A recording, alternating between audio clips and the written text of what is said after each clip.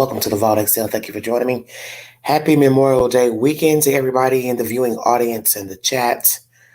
This commentary is pertaining to Lori Vallow Daybell. As most of you know, she has been found guilty for the murder of her children, conspiring to kill Tammy Daybell.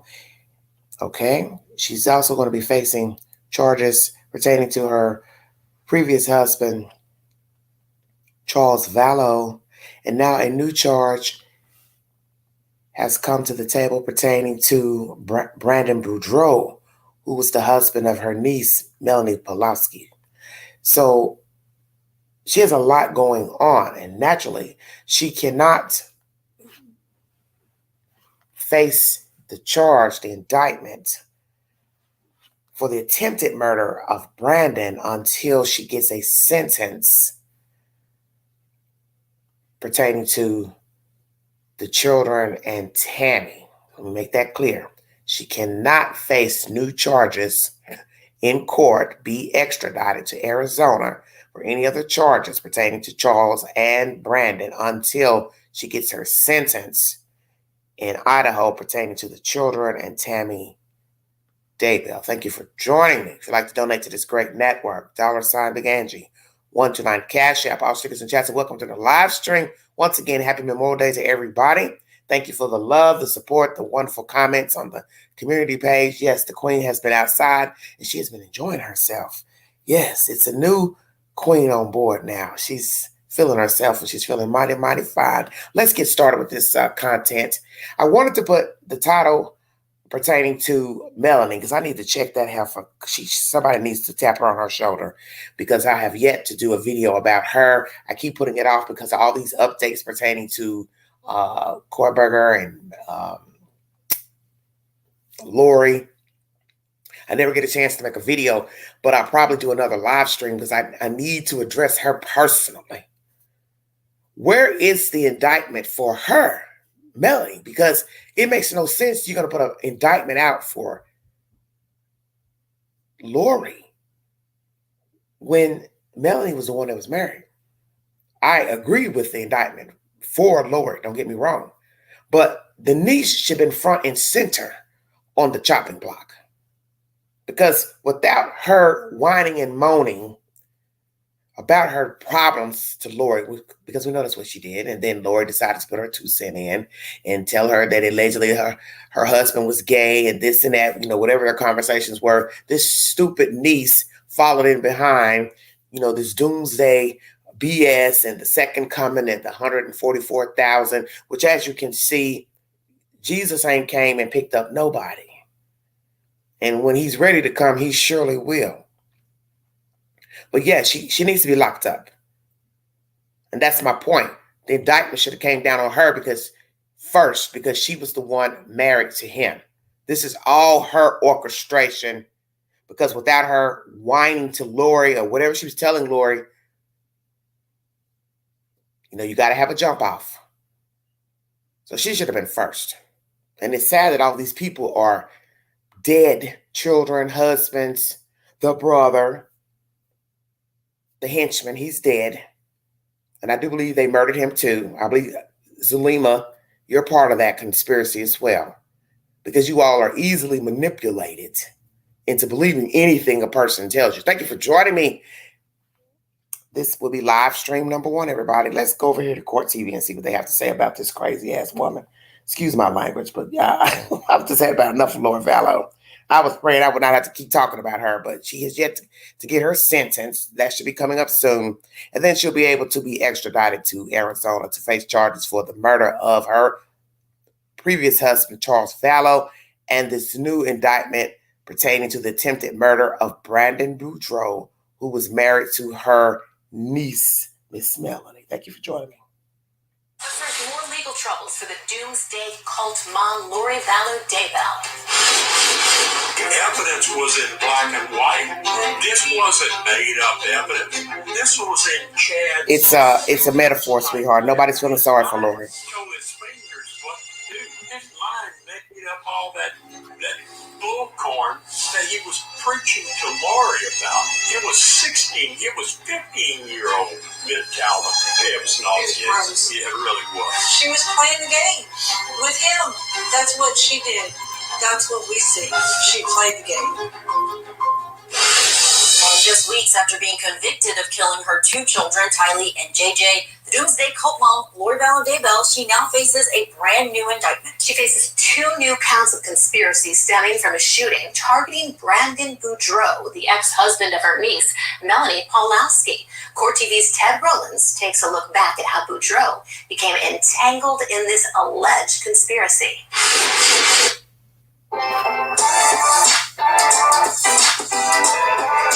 All right, brief intermission. She's also seeking a new trial. Defense attorneys are saying that the jury instructions were confusing to the jury members. We also have a jury member who has decided to, I guess, spill the tea that he saw or heard evidence that was not introduced into the trial. And before I go into that, let me say this. You are stupid to say that because they ask you questions before they choose you as a jury member. Please listen carefully. They ask you questions before you are chosen as a jury member. And one of the questions they will ask you is this. Have you heard of Lori Daybell? You either answer yes or no. Do you know anything about this trial, information of accusations, allegations? You say yes or no. So now you're saying, oh, I knew of evidence. What is that supposed to mean? You knew of what? You knew of what? From articles, TV postings? What are you saying? So now you're messing yourself up by saying that. Because if they asked you that question in court and you answered no, I don't know of anything. No, I never heard of Lori. No, I haven't been following the trial. Then you lied under oath when being asked questions to be chosen as a jury member. Boy, you people are not very bright. So now we have to wait to see if this person answered the questions truthfully at that time, allegedly, versus what they're coming forward saying now. Who is this person speaking? Is it this Asian guy we've been seeing on news interviews coming forward speaking, or this is another jury member? Man, you all know how to, what is the word I'm looking for? Put the ice cream on top of the cake. And what'll be sickening is if Lori gets a new trial. These people have had enough of Lori, listening to her, her lawyer spin all these crazy nonsense at the end of the trial, horrible pictures of the children, reliving all of this nonsense. And now we have a dumb jury member coming forward saying, I know of evidence. So naturally, you'll be called into court to explain what you meant by that. What did you mean by I knew of? So what is it that you knew of that was not introduced in the trial? Such as what exactly? Man, you people you have no shame. Melanie seemed to be happily married, raising their children, when Brandon says Melanie started going down a very dark path based on the religious beliefs she shared with her aunt, Lori Vallow. Their focus is just so much on the end of the world, and this idea that it's coming just makes you sad. Like a lot of people you care about aren't here anymore because of these ideas. He has to be very concerned about what the implications are for him and his kids. Robertson said at first Brandon didn't think much about Melanie and Lori Vallow's fascination with Chad Daybell and his beliefs about the end of the world. But it did seem to start getting more and more extreme as Melanie started making statements about Brandon and how he was being possessed by outside forces, and that she attributed a lot of things, started seeing him as an evil person. Brandon and Melanie ended up getting divorced, and then on October 2nd, 911, where's your emergency? Someone just shot my window. Did you see the guy that Dad, Can you see who it was? Brandon had dropped off his kids and he was coming back from the gym to his house. And as he pulled up to his house, he was still kind of in the street. And as he pulled up to the curb, a shot came from a nearby Jeep that was parked on the opposite side of the street. The bullet hit Brandon's Tesla, missing his head by a few inches. The shooter's Jeep with Texas plates was registered to Lori Vallow's ex-husband, Charles, who, at the time, had been dead for more than 2 months, shot and killed by Lori's brother, Alex Cox. Brandon says he didn't get a good look at the shooter, but believes he knows who it was. He believes that Alex Cox was the person who fired that shot, and he knew that Alex Cox was kind of the family hitman. And wow. He just fairly quickly came to the conclusion that it was Alex Cox. A few weeks after the attempt on Brandon's life, Melanie moved out of her home. Alex Cox was there with a U-Haul, helping her move. Melanie left behind her children's toys and bedding, leaving the children with Brandon. Melanie is now remarried and fighting for partial custody of her children. She claims she didn't have anything to do with the attempt on Brandon's life or what happened to Lori Vallow's missing children, Tylee and JJ. And here to break it all down for us is Court TV crime and justice correspondent Matt Johnson. Hey, Matt, talk to us about this indictment and what this means for Lori. Wow, more trouble for cult mom Lori Vallow Daybell, now facing more charges in 2 murder trials down the road in Arizona. Last month, Vallow was convicted in the murders of her children, Tylee, JJ, and husband's first wife, Tammy Daybell. With the recently unsealed indictment, we are now getting more details in the attempted murder of her nephew by marriage, Brandon Boudreaux.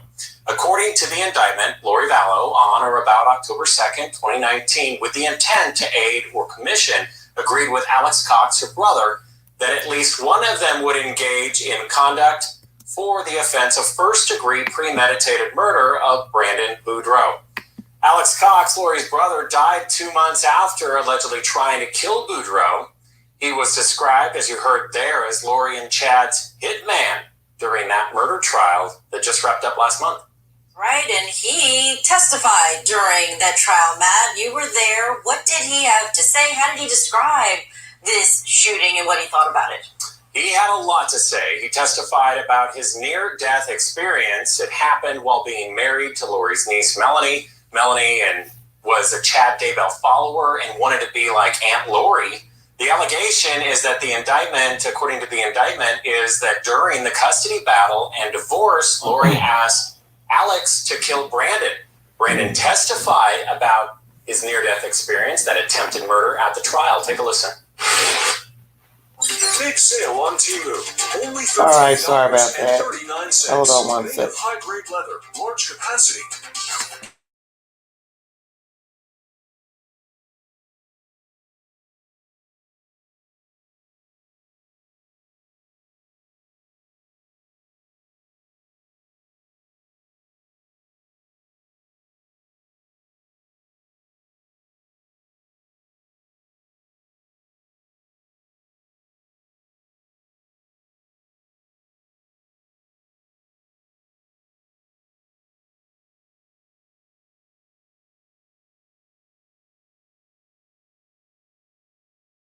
That attempted murder at the trial. Take a listen. As I came around the corner, I noticed there was a Jeep parked right in front of my driveway. As I drove forward, the window came up, and I saw a gun with what looked like a silencer. Heard a bang, and my driver's side window shattered. So detectives testified that there was a modified Jeep that belonged to Chad Daybell. He took out the seats, made it sniper-friendly for Alex, and the description of that Jeep is what led detectives in Arizona to Rexburg, Idaho, and that's how they became involved in the welfare check for Tylee and JJ. Wow, okay, well, Matt, tell us what we can expect to see next for Lori Vallow. So much. Lori Vallow will be sentenced in about a month on July 31st for the murders of her kids, JJ and Tylee, and Chet's first wife, Tammy Daybell. Then it's off to Arizona, where she will be extradited and awaiting trial in the Boudreaux case. And she faces murder charges in the death of Charles Vallow, husband number 4, who told police before being killed by Lori's brother that he was really worried about being murdered. Take a listen. She's lost her mind. I don't know how to say it. We're LDS. She thinks she's a resurrected being and a God. We're not Charles. I don't know who you are, what you did with Charles, but I can murder you now with my powers. It was the cold nature of Lori after her 4th husband's death that was a big part of the last murder trial. It's going to be a big part of the upcoming trial in Arizona, better believe it. Lori left that house after he was killed, went shopping, got fast food with Tylee, took JJ to school, and then came home where she was calm and all smiles. Remember this? We just moved in here. Gotcha. How long have you guys lived here? Sorry? How long have you lived here? Like 3 weeks. Oh, geez. Yeah, okay. That's why the neighbors took last time. Gotcha. Like, hi neighbor, sorry. Are you working at all? No. Okay. And you still about 5'6", only 20?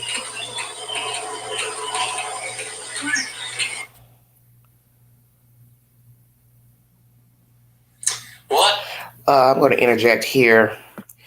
All of this is pathetic and sad because these people are dead. And by the look of the draw of bad aiming, Mr. Boudreaux is alive today. To some degree, I kind of think perhaps Alex was really scared to kill these people, but we know that he later did with the children. Because we have that incident with Brandon, you missed. The incident with Tammy, you missed. What was the point of it all? Shooting at these people, but you don't know how to just go up to them and just shoot them directly and kill them.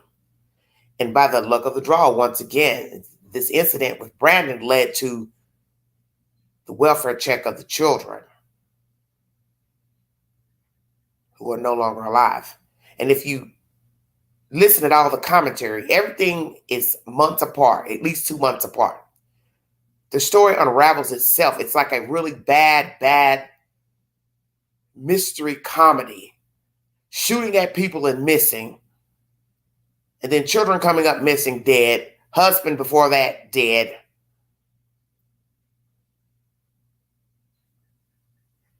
A wife, dead. Then the henchman, he ends up dead.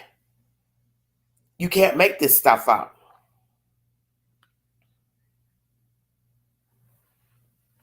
Well, I think it is, Jeff. Nobody wanted to be bothered. Maybe to some degree they did believe some of this BS that was, spun by Mr. Daybell. I'm not sure because I'm not in their mind to say what they believe and didn't believe. But in the end, there are people dead. And see, what I've learned about spinning a web is what I call it. One thing begets another because you have to have a jump off. And the jump off is listening to someone spin your web about 144,000. Jesus is coming. Then you add a little bit of zombiness inside of it in the mix. Then somebody starts crying about their messed up, jacked up life.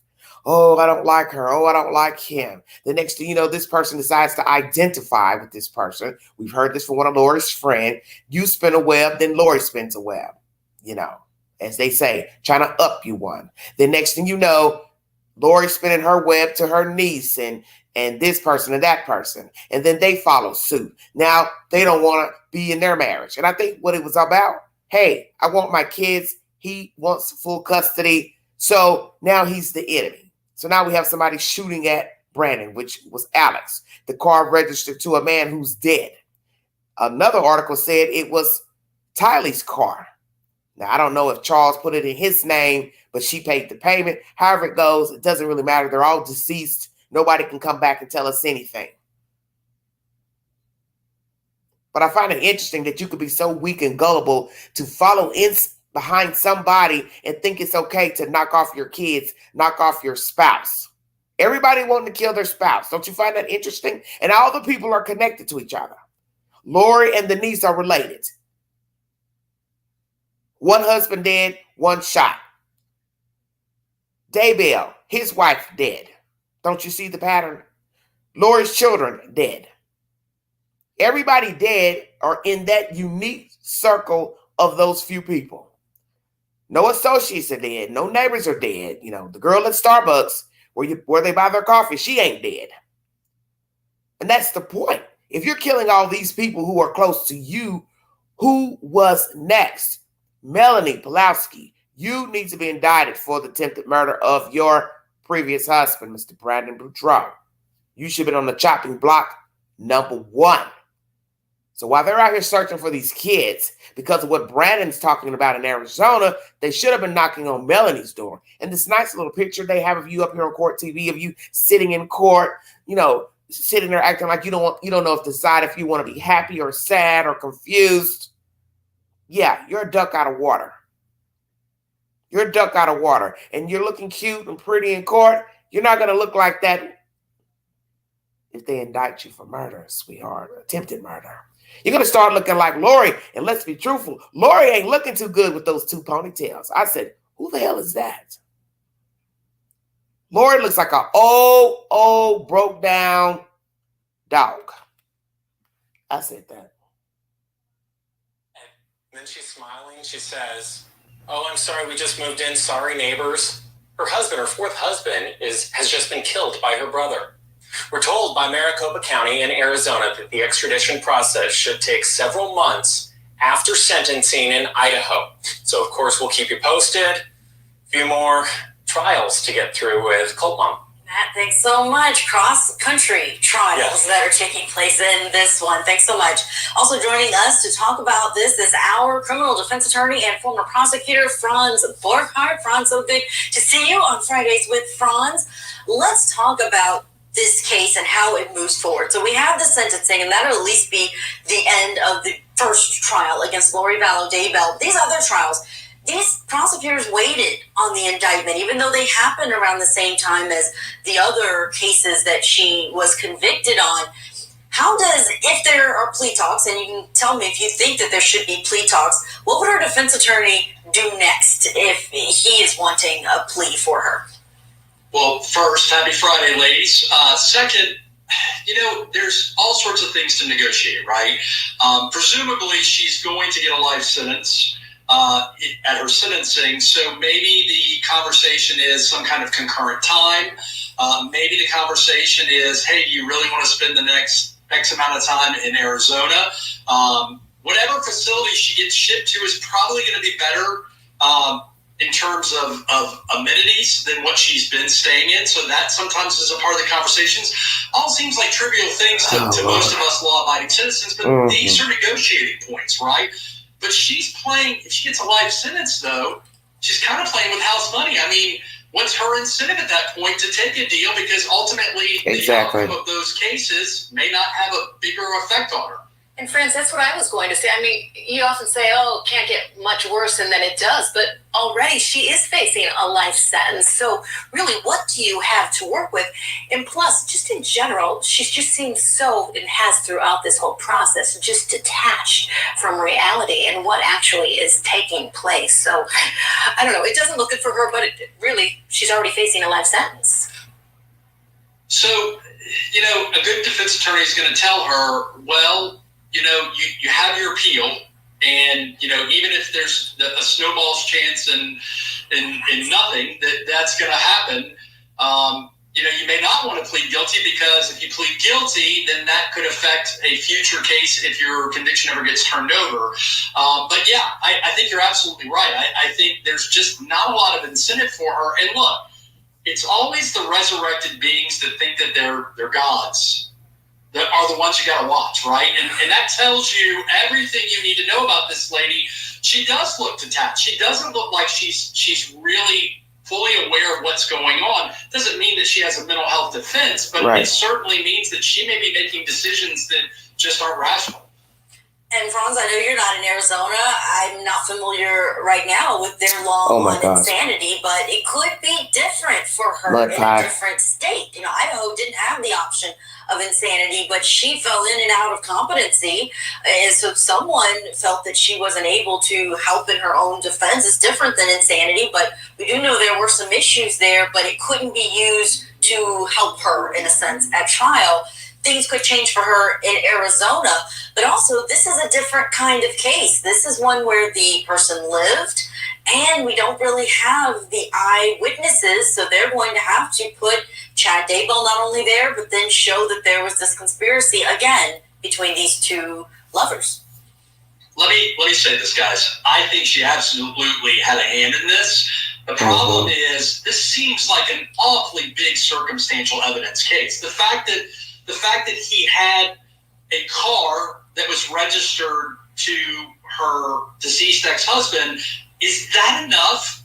Is that enough? What more do they have? Yes, that's enough. I think there needs to be some significant, and again, look, there may be significantly more that we don't know about, but on its face right now, it does feel like a circumstantial evidence case that is not as easy to connect the dots as some of her other cases. Yeah, not easy to connect the dots. And again, just, working with someone who, we talked about it, she saw herself as this sexual goddess, use sex and power and to get people to do things for her. So just probably a difficult person to even maybe work with in general. You have any thoughts on that? True. Well, difficult clients make for difficult trials. And it may be that at the end of the day, Mud pie. she may shrug her shoulders and say, hey guys, I'm not pleading anything and I didn't do this. And, there's certain things that she gets to say in the defense about, and then there's certain things she doesn't. She gets a say, she gets the say, guys, on whether or not she testifies or not. Strategy decisions, the defense attorneys get to make those decisions. So I'm curious to see how difficult or problematic of a client that she is. But at the end of the day, still, she's got nothing to lose. The one thing I think she might want, if they wanted to have any kind of a bargain chip with her, is if they allow her to communicate with Chad Daybell, which she doesn't get to do behind bars. Oh, interesting. All right, everybody. That is Court TV. Thank you for your time. Let's chop up that information. Okay, let's start with the obvious. Is she insane? Does she have a mental disorder? The defense for Lori never brought forward any information of her mental stability. Is she schizophrenic, bipolar, dissociative personality? We didn't get to hear any of that. So you can weigh it however you want to weigh it. You can look at her the way she acts and say, well, she does seem delusional and detached, as you hear in this commentary. But then on the other hand, she has a hand in the murders of these people, attempted murder of Brandon. It's obvious. There's no way you're walking around these people and you all have not conspired and put your hands directly on the throat, the neck, the face of these dead folks. Yeah, you did. Listening to her in the video with the cops. You've lived somewhere for 3 weeks and you're laughing and your husband is lying dead on a floor in your new house. What's wrong with that picture? Hi, neighbors. That's not funny. What you're supposed to be saying is, oh my goodness, how bad this is going to look. My brother just killed my husband. I can't believe this. You don't hear any of that. I'm shocked. Yes, we were having problems, but I'm just stunned that it had to come to this. Him defending me, my kids, and shooting my husband. You do not hear any of that in that video with the cop and Lori because she didn't care. And that's the true Lori Vallow Daybell. No matter what you see in the court, no matter what you've heard, the true Lori is the person talking to the police officer the morning of the shooting of Charles. That's the real Lori. Okay? The slickness, the slyness, the grinning. Nobody talks like that if they cared for a person, even if the relationship was null and void. You're going through a divorce. You're separated. Whatever the hell you were going through. That's not how you would talk about a dead person. You'd only speak that way if you were glad they're dead. Finally, I've gotten rid of him. He's out of my way. Never responding to his children in a timely fashion. That's also evidence she was done with Charles Vallow. Good riddance. Children texting. Hey, what happened to my dad? Hey, what's taking you so long to tell us what happened to our dad? Because she didn't care. That's the real Lori. Is she detached from reality? Possibly so, but she's coherent in the plotting and the planning. These people didn't just wake up and ended up in shallow graves, shot outside their driveways. You know, that cooped up story of Tammy falling out of the bed. You know, all this old crazy nonsense. These people did this, okay? All of them. Lori, Chad, Alex, the niece, and I'm going to throw Zulema in there too. And I'm going to come for you too, Miss Zulema. I'm going to put you and Melanie on the chopping block. You're all complicit. They're all complicit. There's no way around it. And I want to talk about something that's been said behind closed doors in the jail. Do not know if this allegation is true, but at the time of her first arrest, because of the children, this is how she got arrested, because she was mandated by the court to show proof of life. She could not. Naturally, she couldn't, because they were deceased. Allegedly, a woman comes forward to say, Lori said, I'm the hot story right now.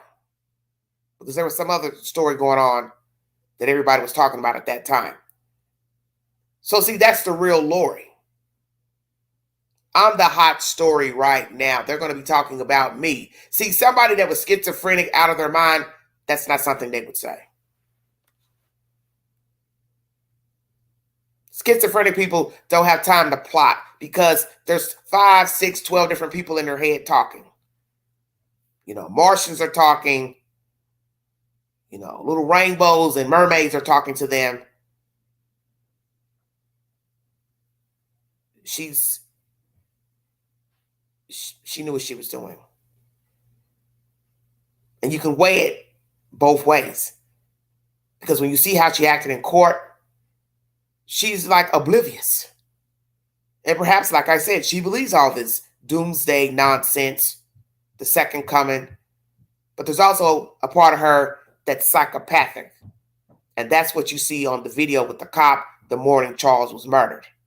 The plotting with the niece that killed Brandon, but they didn't succeed.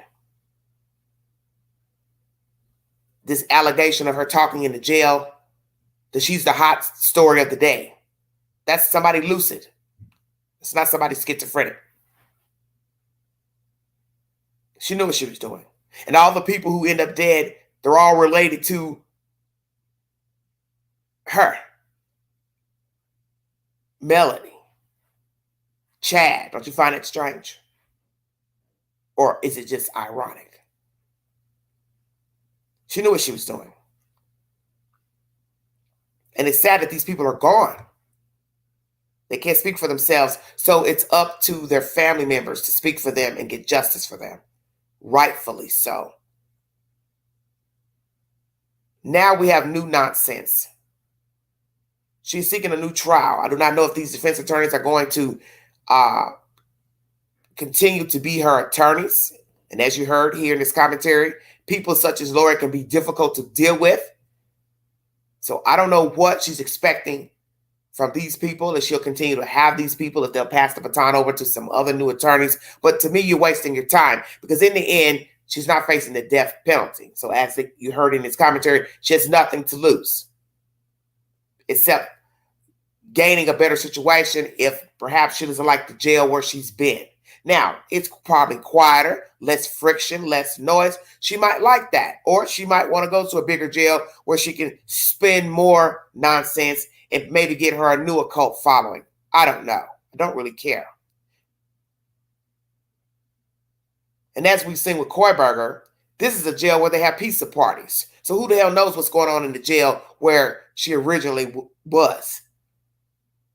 I don't know. They might be giving her fingernail polish and hair rollers. I don't know.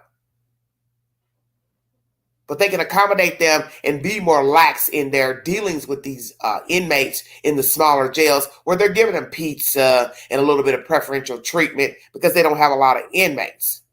But I don't believe in giving them nothing. You treat them all the same. So will she want to stay in Arizona? Let's say that. Because as I said, she can't face the charges in Arizona until she gets her sentence for the Idaho murders. Will she want to stay in Idaho, or will she want to stay in Arizona? Will that stupid niece be charged finally for the attempted murder of Brandon Boudreaux? Melanie needs to go down as well. Zulema needs to go down, because I got a feeling Alex got a little something in his coffee, if you understand what I'm saying. He got a little push to the graveyard. And then you know that they're easily manipulated. So who's to say that Zulema didn't have a little birdie in her ear by the name of Lori Vallow Daybell saying, you know, Alex is acting strange, and I think that perhaps he's now possessed. He's a zombie. And Zulema said, yes, mother. What can I do to help you, mother? I need you to kill my brother. Yes, mother. You see where I'm going with this?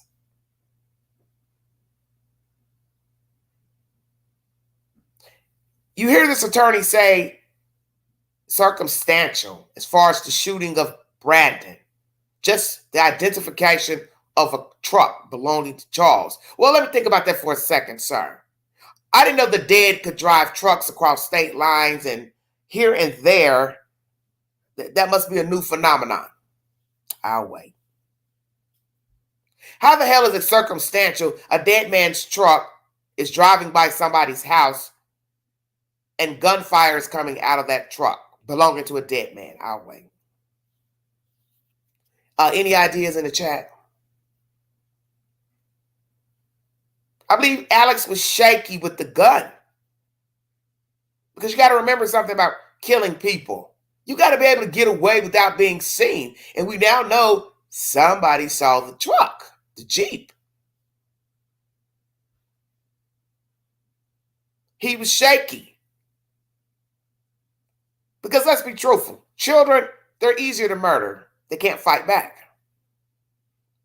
Pulling up to somebody's house, you got to pray you're not being seen on a doorbell camera. Eyewitness.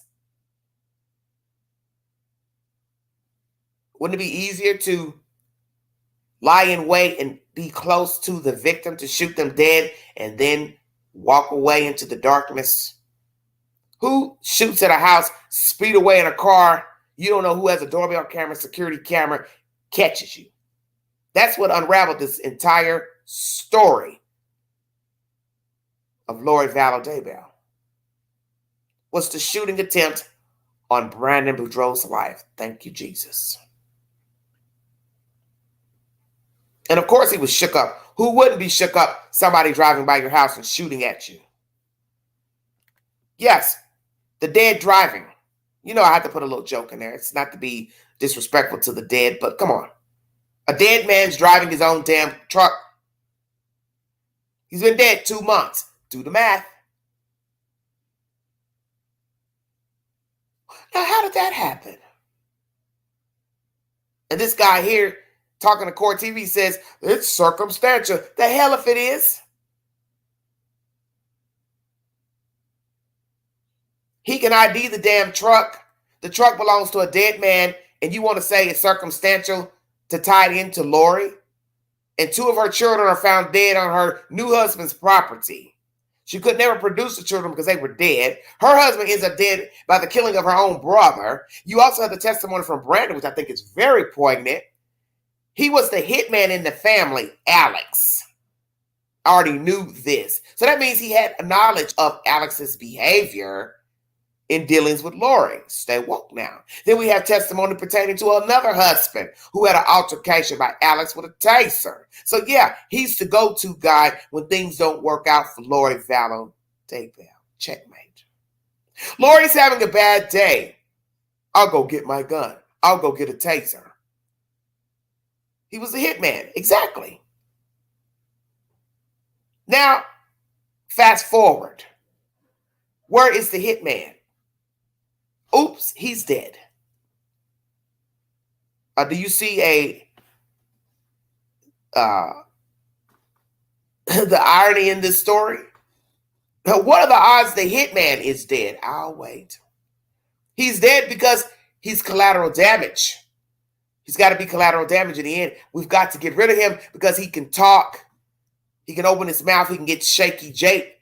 That's why she made the comment, he can't do anything right. That was the attempt on Tammy's life. I never could understand that anyway. How are you going to kill somebody with a paintball? Because I don't think it was a paintball. I don't know. Something about that didn't make any sense. They killed Alex too. Whatever was used,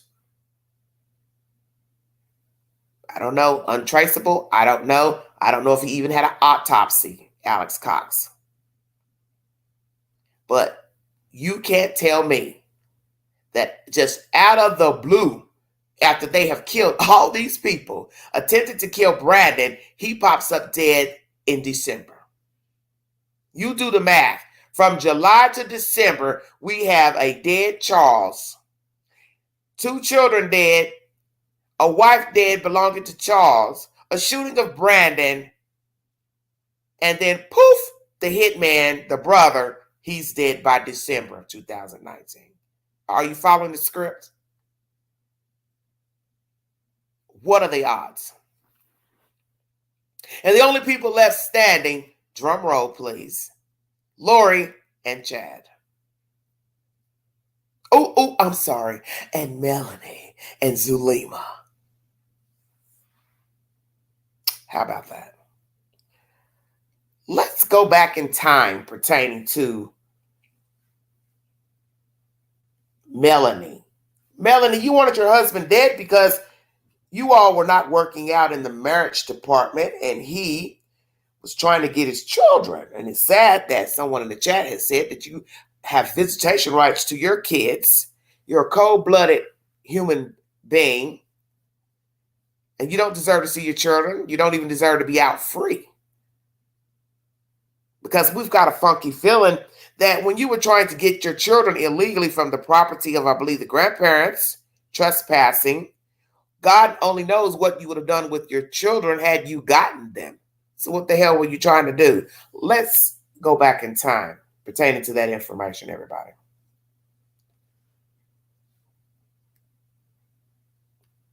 This is not good.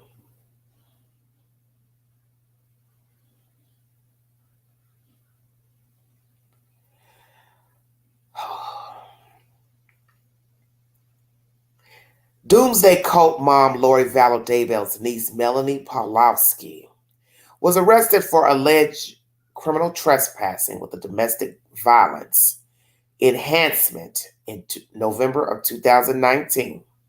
1 month before that, Pawlowski's then husband Brandon Boudreaux was shot at outside of his Arizona home in a recently released indictment against Daybell for conspiracy to commit murder. Authorities allege Daybell's brother Alex Cox was the gunman who tried to shoot Boudreaux. The question of whether Pawlowski was involved with her ex-husband's attempted murder remains unanswered. Law and Crime Networks and Jeanette Levy has the details. Law and Crime is the source. Thank you for joining me. I just moved in like a week ago, so Okay. maybe it was just my neighbor. Okay.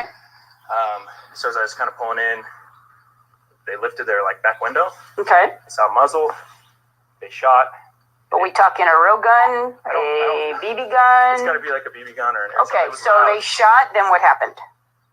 It hit my window and instead of turning in, it scared me really bad. Okay. I thought, I'm getting shot at, so I drove straight. So Okay. I drove straight really fast. Okay. Pulled around the corner, got my phone out, called 911. The indictment charging Lori with conspiracy says that Alex Cox was the shooter. Brandon Boudreaux was in the middle of divorcing Lori's niece, Melanie Boudreaux Pawlowski, at the time. Brandon and Melanie have 4 children together. The following month, on November 15th, 2019, Melanie appeared at the home of Brandon's parents in Salt Lake City. My kids have been held out of state. You were also criminally trespassed over the phone by me. You were asked warned. an officer to come here last night to do a check-in because I'm worried they're in danger. But you came over here after being told that you were criminally trespassed. But I have an agreement saying from this residence, correct? But my order says that it's my time with my kids. They're supposed to be in Arizona. My You husband's kept them out of trespassed from this location. Melanie made a curious request during her interaction with police. Do you have a victim's advocate I can speak to in the police department, please? The language that Melanie used, asking for a victim's advocate, was eerily similar to an interaction that her aunt, Vallow Daybell, had with police following the fatal shooting of Charles by Alex Cox just 4 months earlier. So this is Denise. Hi. Sorry. Nice to meet you. So she's gonna take you over to like a conference room so you guys can sit and talk and stuff. Fast forward to that night in November of 2019, Melanie was not alone. What's up, Alex? Yeah. You have your ID on you, man? Yeah. Let me get that from you real quick. Okay, very interesting. She was not alone. Very, very interesting information.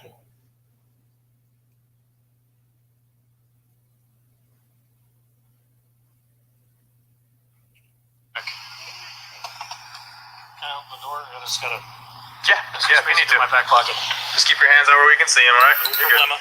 That was Alex Cox with his niece that night. Given the allegations now that Alex tried to shoot and kill Brandon Boudreaux, this video looks a lot different. Police took Melanie into custody that night, adding a domestic violence enhancement to the charge. All right, Melanie. Today you're going to be receiving a citation for criminal trespass. Melanie was later convicted of that charge and sentenced to probation. Law and Crime's Gigi McKelvey, who hosts the Pretty Lies and Alibis podcast, says Melanie and Brandon's children were discussed during testimony at Lori's Idaho murder trial. They were referred to as dark, meaning they were possessed by zombies or evil spirits. People who were dark in Vallow Daybell and Chad Daybell's orbit typically ended up dead. Exactly. We learned during the trial that 3 of her children were dark, so thank goodness she didn't get her hands on her kids. But it's interesting because we know Melanie Pawlowski did not testify at this hearing. She was there in the courtroom for several, or not in the courtroom, but she was in the courthouse for several days and never went on the stand. So my theory, honestly, is that maybe they didn't call her because she's going to face charges in Arizona for Brandon. Good and point. Maybe the prosecution Very good point. just felt like that needed to be its own thing. They got their guilty verdict. So at the end of the day, her testimony really wasn't needed. So I think that the both of them could be in hot water in Arizona, but it did include that date for Lori specifically. So it looks like maybe they have some sort of digital evidence that she was in on that conspiracy. I've reached out to the attorneys for Melanie Boudreaux Pawlowski to ask them about why she was not called to testify at the trial and whether or not it's possible she could be charged in the attempt on Brandon's life. So far, they have not responded. For Law and Crime, I'm Anjanette Levy. All right, everybody. I want to go back to that because I wanted to hear him speak again about when the car pulled up, because I'm trying to understand if he said they shot at his back window or the gun was coming out of the back window. Let's listen to that one more time briefly. Thank you for joining me. Back window. Okay. I saw a muzzle. They shot. Brandon Boudreaux, the ex-husband of Vallow Daybell's niece, describing someone shooting at him See, I can't tell. in October of 2019. Now prosecutors in The way they started out, they come in with saying the back window. Maybe I need to find the original video because I need to understand, was the gun coming out of the back window or his back window was shot at? Hold on one second. Let me see if I can go back.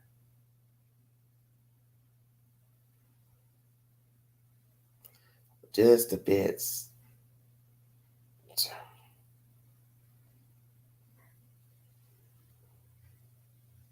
As I was kind of pulling in, they lifted their back window. Okay. I saw a muzzle.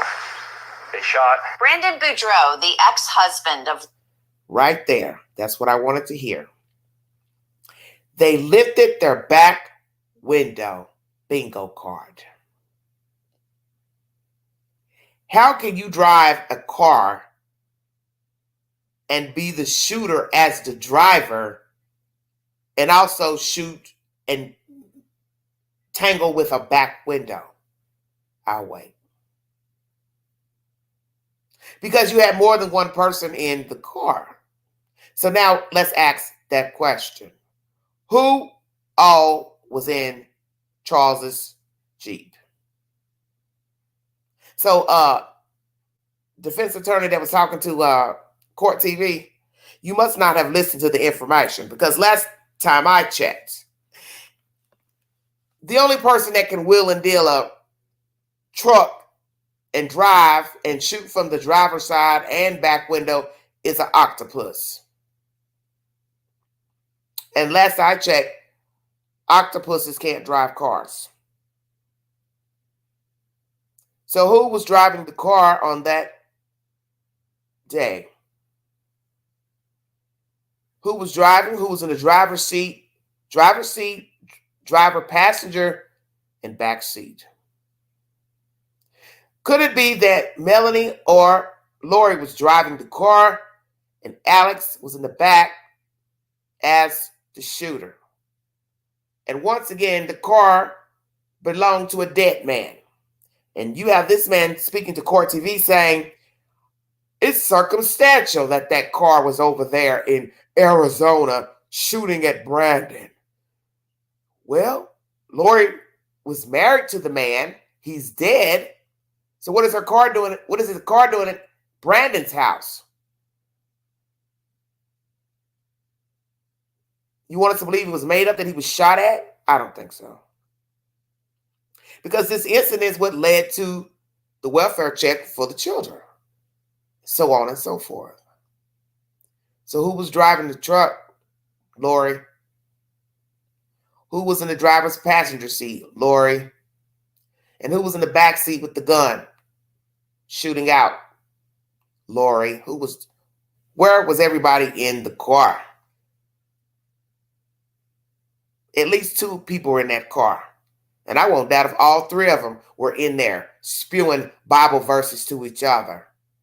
And the fact that you have this crazy heathen joining the Lori Vallow syndrome of, oh, my child is dark. My children are dark. As you hear this commentator say, thank God she didn't get a hold of her children. Perhaps we would be talking about Melanie's dead children. Everybody's got a dark child. Don't you find that interesting? And as you also heard in his commentary, look what happened to Lori's dark children. They ended up dead. Husband dark, he's dead. The hitman, he's dead.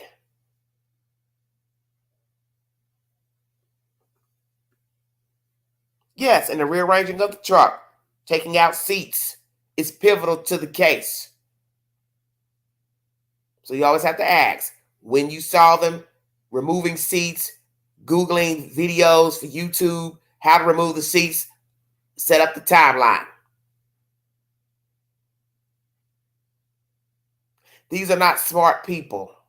All of the different emails, Google accounts, burner phones, devices, still all led back to them. Alex Cox phone pinging near the house, the church, during the time of Tammy's death. You don't need a visual aid because you're stupid enough to carry your cell phone. You're talking in circles and text messages to one another, but the text messages are disrespectful to people who happen to be alive at the time. Charles saying to Lori, she'll be gone by then, talking about the kid's graduation. Who could he have been speaking of? Tammy. Gone where exactly? Dead.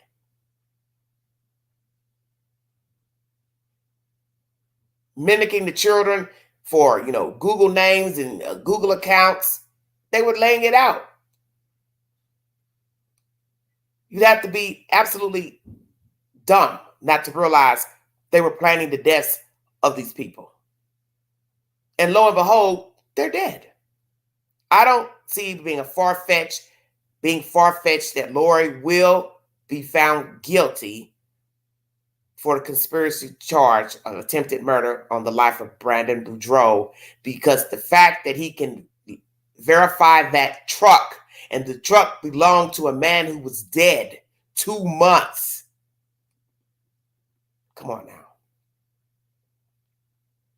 Running over to Utah, an entirely different state, trying to retrieve children. Voila, who's with her at that time? Alex. These people were thick as thieves. Now, why she didn't testify for Lori, I do not know. Why the state didn't ask her to testify, why the defense didn't ask, possibly as you hear in this commentary. Another state is bringing forth charges against Melanie Pawlowski for the attempted murder of her ex-husband. And I also find it strange that the new husband is still hanging on for dear life. Why? I do not know. I wouldn't be with her. There is nothing I would want from Melanie. You think I'm going to continuously stay in a relationship with a person who has been conspiring with their damn aunt to kill children, husbands, wives? Why would I be any different than the last guy? You wouldn't. Same thing with Chad. He would have been next on the chopping block. Same for Lori. She would have been on the chopping block eventually. When they became tired of these people, they would have knocked them off. So you're a fool to conspire with another person to kill a wife or child. Because if they are worthless in their eyes, why would you be any different? Lori Vallow Daybell is seeking a new trial. Let's go over that said information, everybody. Thank you for joining me. Welcome to the Vault Excel. Happy Memorial Day to everybody in the chat. Lori Vallow Daybell's niece. If you see a veteran, thank them for their service, and prayers to the fallen. Court TV is my second source pertaining to Lori Vallow seeking a new trial, everybody.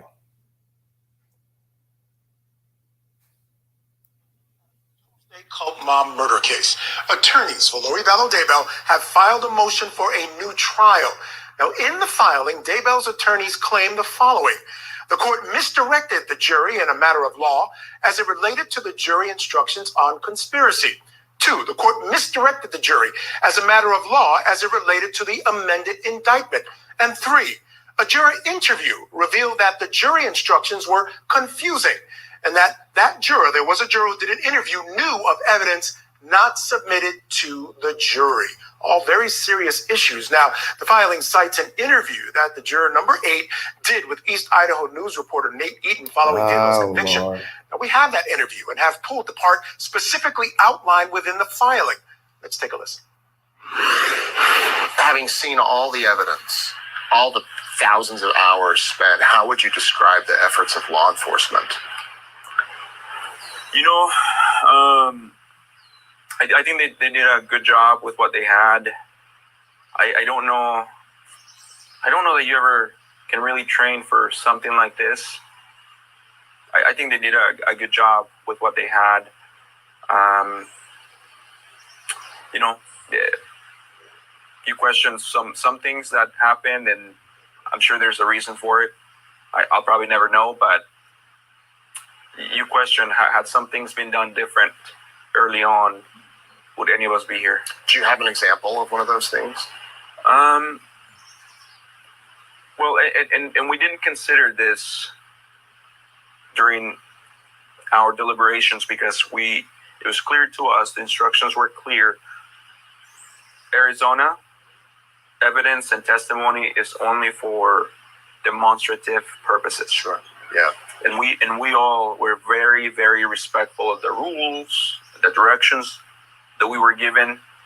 But now being removed from that, I think the police department in Phoenix had some significant red flags that, had they been followed up on, you know, maybe we're not here. Do you mean after Charles was shot? Before and after. Before, yeah, you're right. Before he was shot in that body cam. let's bring in the think tank now. Joining us tonight in Atlanta, Georgia, criminal defense attorney, entertainment attorney, and former assistant DA Daryl Cohen is with us. Also with us tonight in Washington, D.C., the attorney who represented Johnny Depp in his defamation case, and also a fellow of the American College of Trial Lawyers, Ben Chu, and in Los Angeles, Deputy Public Defender for L.A. County, Philip Dubé. Gentlemen, thank you all for joining me this evening. Truly appreciate it. And Ben, I'll start with you. This raises some interesting issues. Although I will say, in listening to the interview, the juror says the right things, but is that enough? Michael, it's a pleasure to be with you. No, I don't think it's enough to get a new trial here. I think they're grasping at straws. Well, explain to me. I mean, it's very clear. What they're saying is that this jury may have, now, notwithstanding what the juror said, Ben, they may have considered some evidence that was not presented at trial or looked at evidence that was just presented for demonstrative purposes in a different way. Understood. This is all after the fact, and I think my hunch, and I'll be interested in hearing from your other guests, is that this is not going to be sufficient to get them a new trial. All right, Daryl Cohen, I want you to ring in on this issue. There's three different issues. There's one involving the conspiracy law, that it was initially brought forth as a conspiracy involving more than two people, up to 5 people, and amended that, and the trial only involved a conspiracy of 2 people. We also have that the wording in the grand theft was amended at some point, and it was objected to, but the judge allowed it. That might have caused some confusion. And, of course, this juror issue. Your thoughts? Well, I agree 1,000%. When you are convicted of murder and you're going to spend the rest of your life in prison, you're going to grasp at straws. You're going to go down for the 3rd or the 4th time in the middle of the ocean. She's looking, her lawyers are looking for something. They can look until the cows come home and they will not find it. She's toast. All right, Philip Dubé, do you agree? Oh, yeah, I do. There's nothing here. You know, as far as the juror misconduct, essentially, by considering extrajudicial statements, the juror was pretty clear that they followed the judge's instructions, that they did not consider it. Okay, they rendered their verdict. But then later on, as he's contemplating what went on and what was presented, he kind of added that there is some aspects of the evidence that should be explored, specifically as it relates to the Cox homicide, but it didn't play into their deliberations. As to the conspiracy, the error of law, I respectfully disagree with the defense on this. The prosecution only has a burden of proving beyond a reasonable doubt that 2 or more co-conspirators conspired to kill. If they said, for example, well, there may be 4, there may be 5, that's fine. They don't have to prove it as long as they meet the baseline element of 2 or more co-conspirators, because you need 2 or more to reach an agreement. If you don't have 3, if you don't have 4, it's okay. It reminds me of a civil lawsuit where you name Doe defendants and they will all be identified later if and when you decide to pursue them. Well, in this particular case, they only decided to present the evidence as to 2 or 3 co-conspirators, and it was sufficient under the law. All right, one final question on this issue, Ben. Do you think the court might find reason to bring jurors back and question them about any of these issues? No, and I agree wholeheartedly with Daryl and Philip in that regard. Okay, I guess they cut it there. Very strange. He agrees. Well, so obviously this guy who's been talking to the East Idaho News, I figured it was the guy that they were talking about, the juror number 8, mentioned something about what happened in Arizona with Brandon. So maybe it was briefly mentioned at some point during trial, but it wasn't a part of their deliberations. They did what they were told to do as far as what was relayed to them in the court by the prosecution and the defense.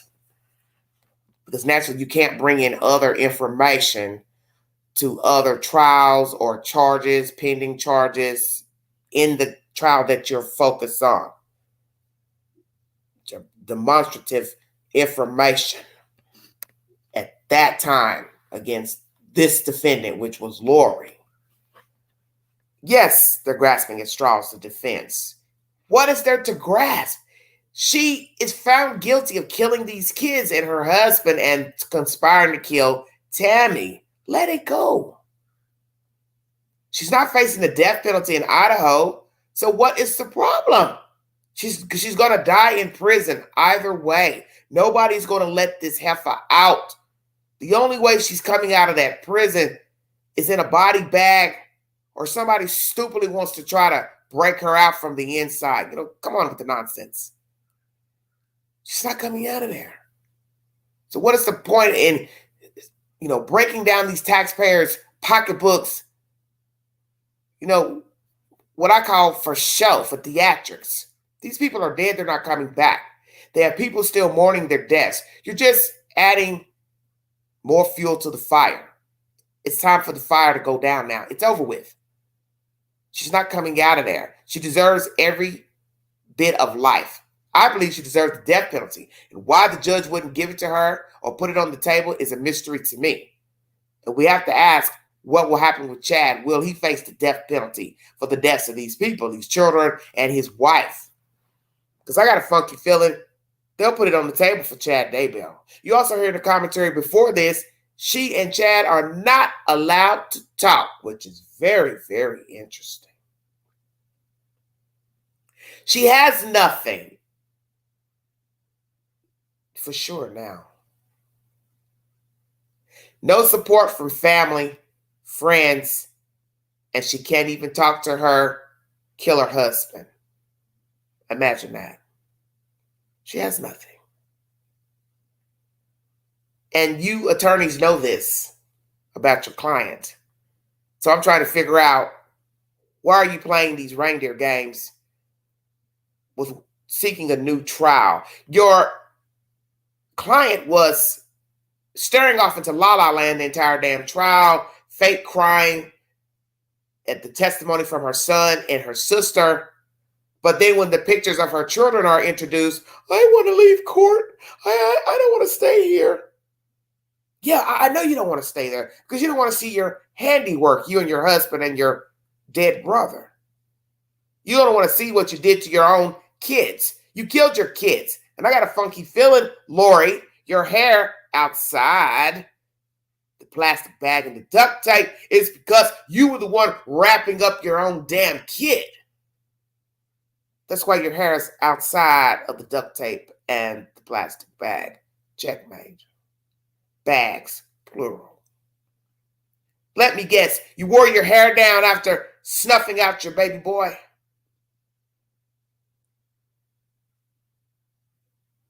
She didn't put her hair up in a ponytail or a bun while killing her kid. And yet, no explanation during trial. Nothing. Yeah, I killed them. Yeah, I did it. Hey, I did it because, Jesus is coming.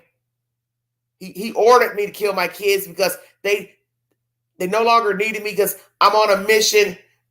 He appointed me and Chad and Pookie and Ray Ray to do blah, blah, blah. You got nothing. Just some crazy wench sitting at a long table, pretending to write stuff on a notepad and playing mind games with the judicial process. That's what you have here, or had with Lord Vallow, Daybell in this trial. Reindeer games. And now you lawyers who could barely speak during the trial, one of you is huffing and puffing the whole time. I thought you were going to pass out. All that, like you need an oxygen tank to talk. You might need to go see a doctor yourself.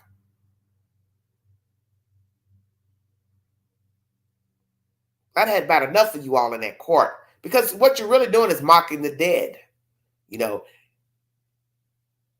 Judicially, it's called representing the client. But to the people who are sitting there mourning the deaths of the people and the viewing audience that's getting the information via audio, you're mocking the dead. And that's what you did in that courtroom.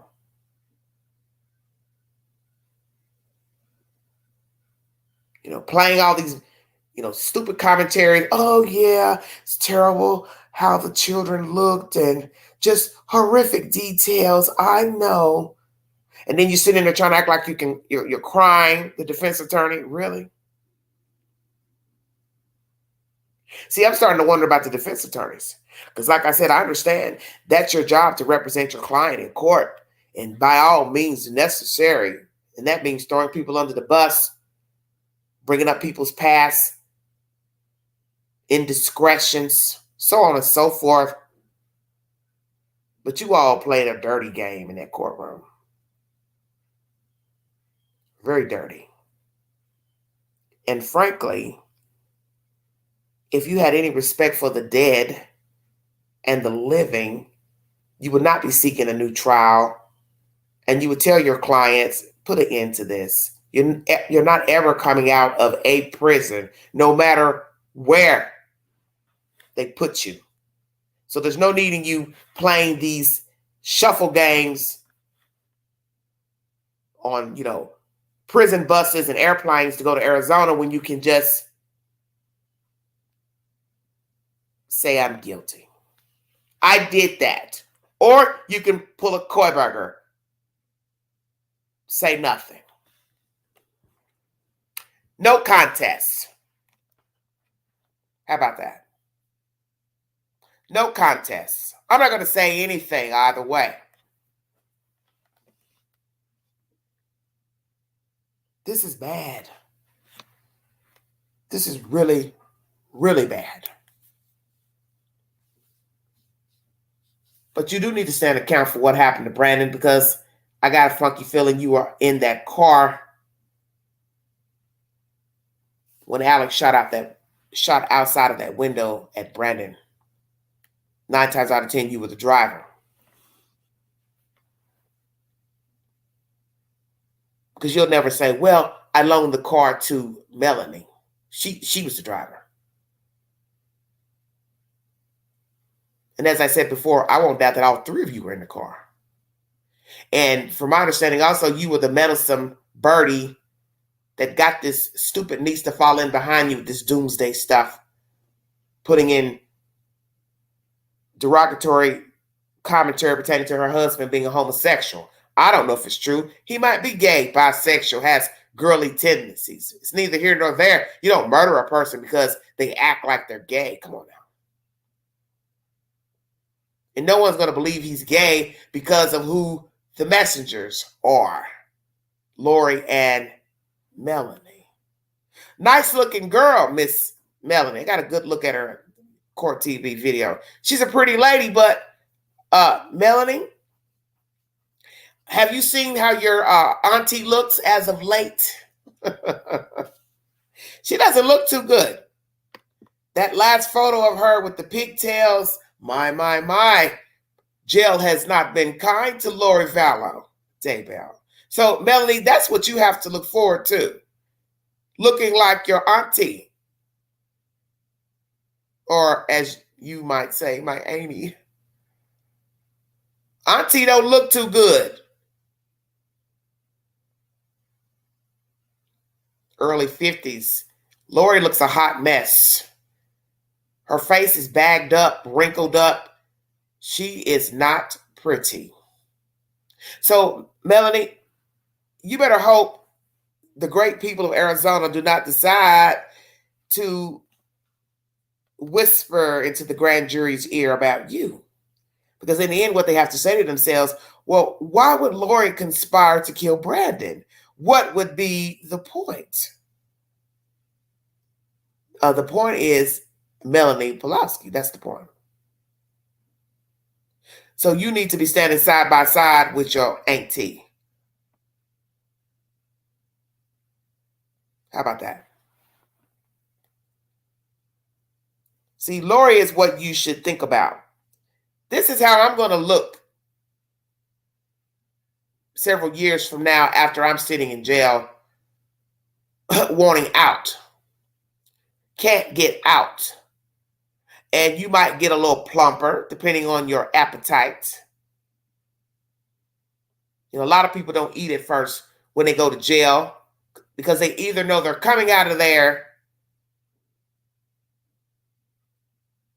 See where I'm going? I know I'm going to come out of here and get a bond. I ain't trying to eat. I ain't getting no bond. I ain't coming out. I might as well eat. So, Melanie, sweetheart, you might want to think about some things. If they decide to bring forward an indictment against you as well, the great state of Arizona, I think you should take a plea, sugar. And you should not have any legal rights to your children.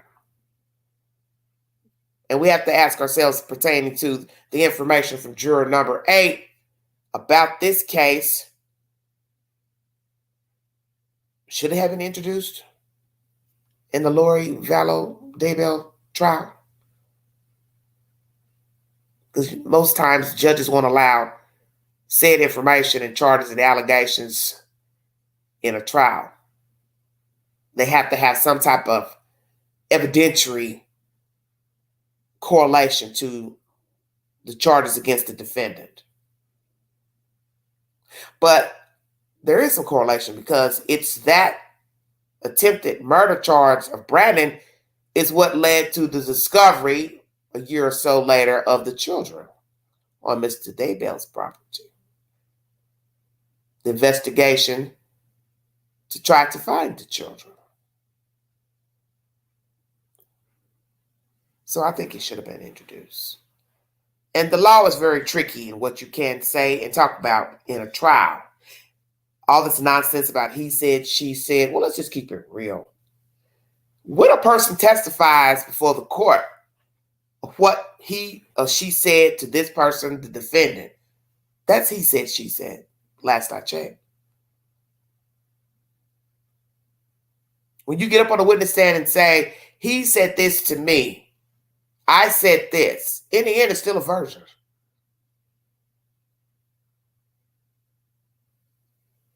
That's why I get confused when someone objects to someone saying something or asking something about what somebody said. Or the judge says, well, you can't say this or that, what he said and she said. Well, testifying is he said, she said. Because in the end, you don't know what's the truth or not. And just because you put your hand on the Bible does not mean you're telling the truth. The allegations that the attorney brings into the court to say, this is what happened, this is the motive, that's still an assertion. Don't know if it's true or not. It's up to the jury to decide what is the truth and what is not the truth. Because people testify all the time and say, well, yeah, Lori said this, and I asked her this, and this is her response. You don't know if any of that conversation is the truth or not. So in the end, that is he said, she said. So that's why I don't ever understand how they decide what can be said and introduced into court. What will Lori decide to do pertaining to this new charge coming out of Arizona after she has been sentenced in the deaths of her children and Tammy Daybell? Will she go ahead and just plea it out? Because really there's nothing to barter with, because she's going to get life sentences for the children, her husband, her children in this Idaho trial. And then the conspiring for Tammy, she's not going to come out of an Idaho prison. So what would be the point in trying to go to court in Arizona? Why not just save everybody the misery and say, yes, I conspired with my niece and brother to kill Brandon Boudreaux and get it over with, and save the taxpayers another trial. But you will be acknowledging you tried to harm Mr. Boudreaux. You owe him that, to tell the truth and say, yes, I did, and be done with it. And Melanie needs to be brought up on charges, and she needs jail time alongside her auntie. Because in the end, it doesn't matter who started the conversation in harming Brandon. You were down for the ride. And I got a funky feeling Melanie was in the truck when whomever stuck the gun out of the window. and she does not need to have access to her children or anybody else's child. That's my personal opinion pertaining to these crazy nuts. So let's go over this information and then I'm going to check out of here. She's seeking a new trial and she's awaiting sentencing after she was convicted of murdering her two youngest children, J.J. Vallow, Tylee Ryan, as well as conspiring in the murder of her fifth husband's first wife, Tammy Daybell. In a motion filed on May 25th in Ada County, Lori's attorneys argued that she should be granted a new trial for three reasons. Number one, the court misdirected the jury during instructions regarding the charge of conspiracy. Number two, the indictment was amended 2 years after it was filed by the grand jury and during the course of the trial. Number three, a juror revealed that instructions were confusing and that he knew about evidence that was not submitted to the jury. Lori's attorneys argued that under the indictment, the conspiracy charges against Lori included Chad Guy Daybell, Lori Noreen Vallow, and Alex Cox, deceased, and other co-conspirators, both known and unknown, language which implies a group of at least 5 people. The trial court, however, at the government's request, allowed the trial jury to consider a conspiracy of only 2 people, Lori and Chad, Lori and Alex, Chad and Alex. This change of the definition of conspiracy from the grand jury to the trial jury completely changed the complexity of this case by allowing the insertion of the and or language. Before closing arguments were delivered in the case, prosecutors asked to amend the indictment for what it described as a clerical error. Lori's attorneys now maintained the change was far more significant and changed the statute in the definition of grand theft. Lori's attorneys claimed they tried to amend the indictment before the trial started but were unsuccessful. As for the jury, Lori's attorneys pointed specifically to an interview East Idaho News did with juror number 8.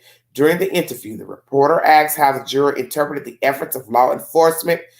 The juror says, "We didn't consider this during our deliberations because it was clear to us. The instructions were clear. Arizona evidence and testimony is only for demonstrative purposes."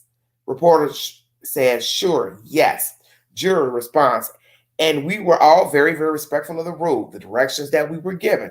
But now being removed from that, I think the police department in Phoenix had some significant red flags that had they been followed up on. Maybe we're not here." Reporter replies, "Do you mean after Charles was shot?" Juror, "Before and after." Reporter, "Before and after, yes, you're right. Before he was shot with the body cam." Juror nods in the affirmative. Lori's attorneys contend the interview makes it clear that the evidence shown to the jury was confusing and that the objections the defense had made to allowing it into the trial should have been upheld. Very interesting right there, because if they got a slight mention of whatever happened in Arizona pertaining to Brandon, then you have to ask yourself, why was it not introduced as evidence? But when they say demonstrative purposes, that means we're showing you a sequence, a pattern that the defendant, Lori, her co-conspirators, Chad and the brother, were all in cahoots in knocking these people off and trying to kill Brandon. But then that makes no sense to just not go ahead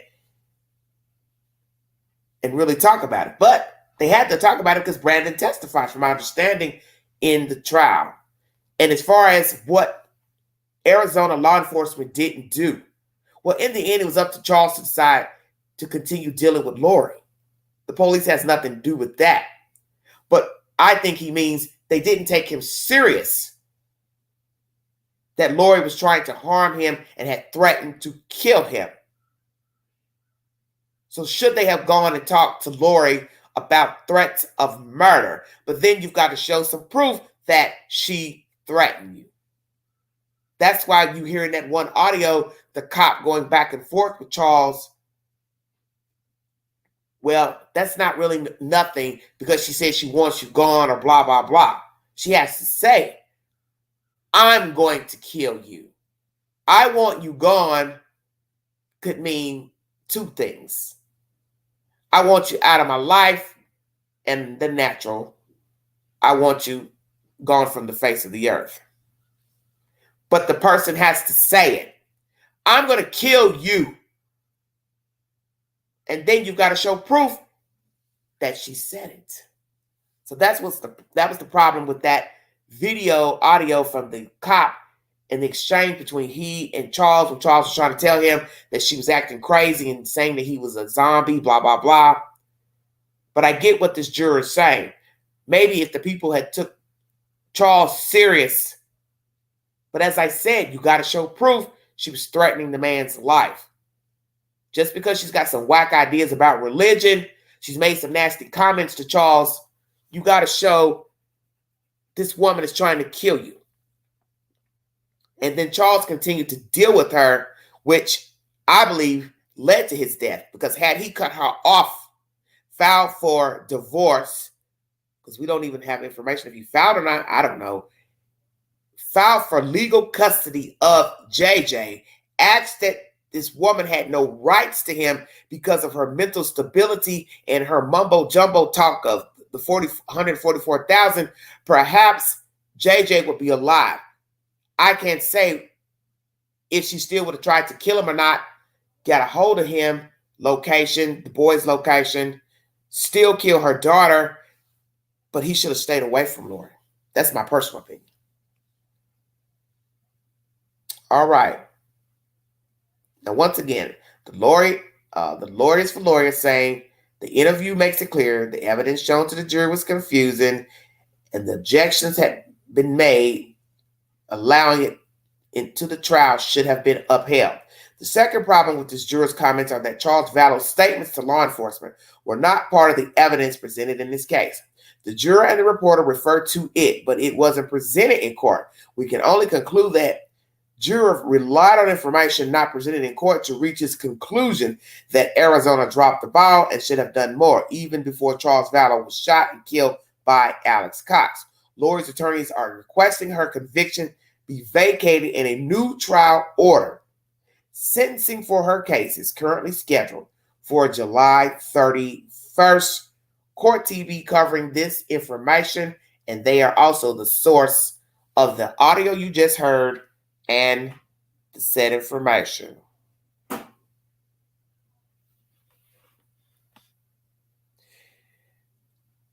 Wow. So you have to be very careful what you mention in court to a jury. And I see that's playing out now with this BS of them seeking a new trial and have this sentence vacated or the conviction of Lori vacated. I doubt that that's going to happen. And as you also heard in that first commentary of Court TV, Law and Crime, whichsoever, this is what defense attorneys do for their clients even after being found guilty, is to try to find anything they can to get a new trial.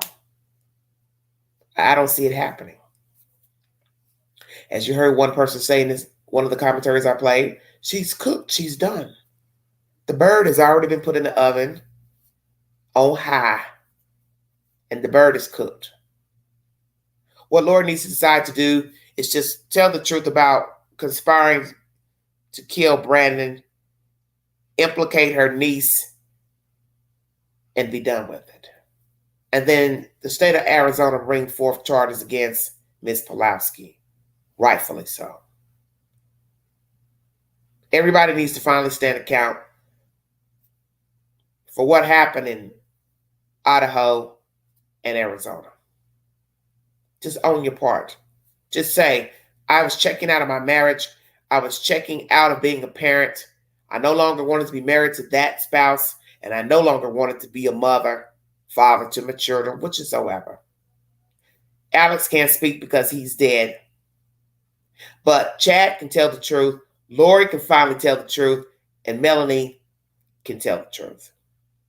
Now, will Lori throw her niece under the bus and finally speak and say, yes, I said this and this to her, or she said this and this to me, and this is when the ball started rolling and the conspiring came to fruition? Or she will play stupefied like she did in this last trial and say nothing.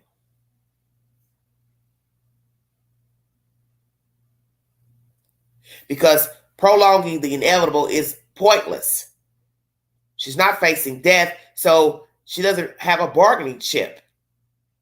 It would be easy to bargain for the indictment against her in Arizona if she was facing the death penalty in Idaho. But she's getting life 9 times out of 10, so there's nothing to bargain with, nothing to bargain for. So that's why she just needs to tell the truth about what the hell happened with Brandon, tell what she did, tell what the niece did, tell what the brother did, whomever else was involved, and be done with it. That's why you have the others in the amendment. Because the state has no idea who else is in on all this and who all had full knowledge of the conspiring to kill the children, Chad, Tammy, and possibly Alex. And I believe Zulema and Lori and Chad and the niece, Melanie, conspired to kill the uncle, Mr. Alex Cox. Too convenient he died after all this mess went on. It's too convenient. Now, did he actually have health problems? They say he did. In the autopsy report, I still find it strange. He pops up dead. And he is the hitman. He's the orchestrator also of the deaths, because he's the one possibly putting his hands on these people alongside these other demons. And then he pops up dead at the end of the year. Come on, you guys. That's my set information from Court TV. I want to thank you for your time. So I'm going to ask the ultimate question. Should Lori, 1, turn on Mr. Chad?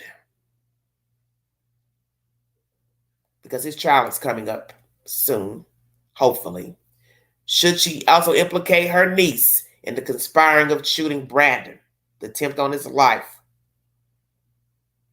Should she confess to conspiring to kill Brandon, Lori? And what will happen in Chad's case? What will he tell and reveal, testify? Yes or no? And when will they indict Melanie Pawlowski for the attempt on her ex-husband's life? Because she should have been on the chopping block day 1. And certain things could have been investigated further when Charles was making those complaints on that video pertaining to the wife. I think they should have went a little farther out on a limb to check her out, check out her brother, see what the hell was going on with the attempts, because I don't think they talked to Lori after that video on that camera was done by the officers. And maybe had they talked to Lori, she would have had a little, maybe a come to Jesus moment, let's say. Better not try to kill him, because now he's gone to the police to say, I'm trying to kill him. And had they went to her and talked to her, possibly checked out the brother, all that, maybe these other people wouldn't have ended up dead. So I understand that juror's points. But see, that's the thing. You don't know, because these people are diabolical. And even if somebody went to them saying, hey, we need to talk to you about what you said to your husband. You have threatened his life, blah, blah, blah. It still doesn't mean she couldn't have found a quieter way to kill Charles, such as arsenic, put a little insulin in his tea, his food. You understand what I'm saying? A slow death. Can't kill him right off. Can't make him mad to where he and my brother get to arguing and my brother shoots him. And that's another thing I'm going to say too before I check out of here. The superficial wound to Alex's head, and this man, Mr. Charles, was a known baseball player at some point in his life. And as angry as they said he was that day, he would have beat Alex down. He was a bigger guy, muscular. He would have beat him to sleep.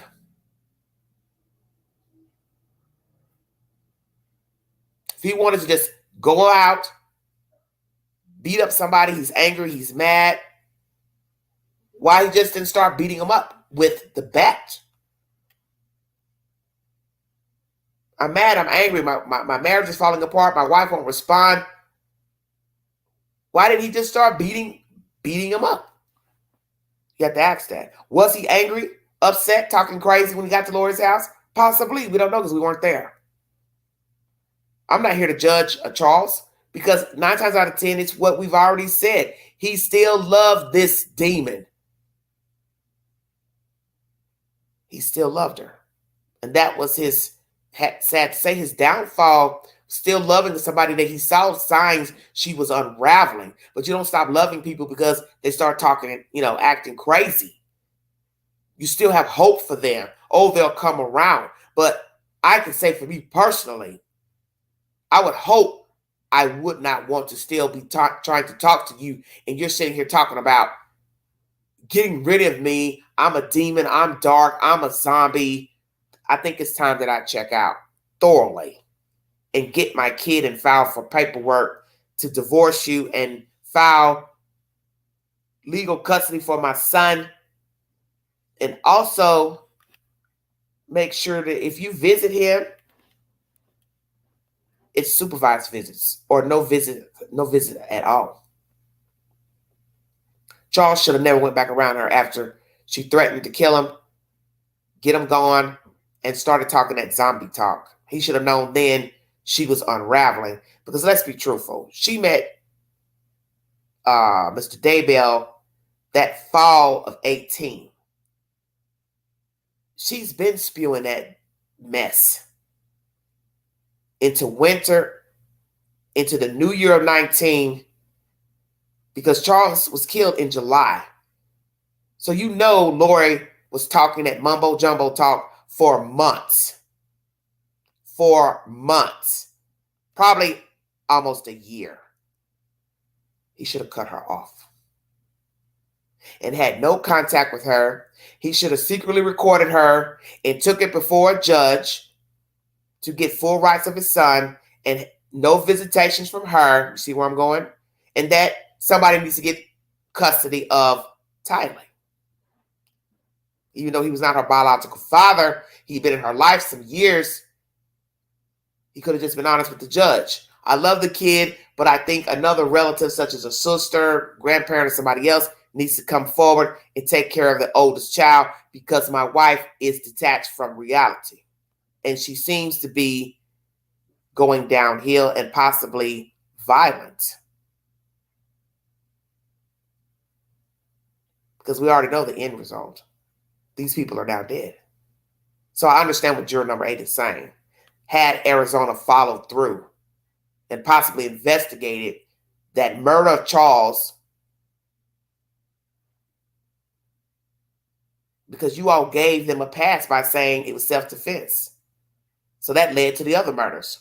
Had you all followed up before that, when Charles was saying the woman was crazy, and went to her and said, these are the allegations your husband is bringing forth pertaining to you, ma'am. Are you trying to kill your husband?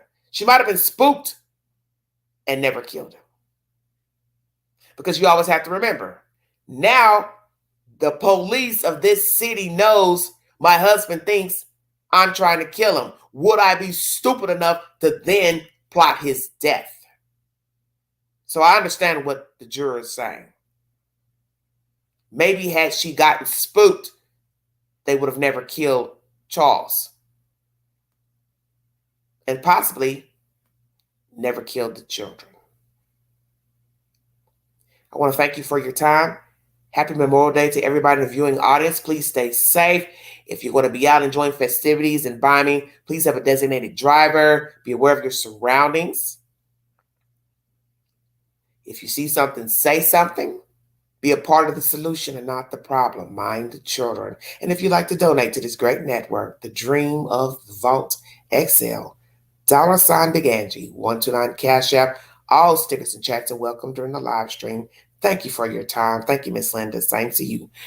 I will be back with more commentary possibly later tonight to talk about Miss Pawlowski because she needs to be indicted as well. And then we can possibly shoot from the hip pertaining to Korberger, the latest events. If I don't bring you anything else this evening pertaining to BK, I will definitely be talking about him tomorrow. And any other updates I don't discuss during a live stream, I will have it posted to my community page. Please check out my community page for said updates. to breaking news. Drop your comments below the videos. Check out the polls. Take the polls. Leave your commentary below the polls and the videos on the community page and the videos in the queue. And I do have an extensive library pertaining to breaking news and content and commentary. Thank you for your support, everybody. You've been listening to The Vault. Exhale.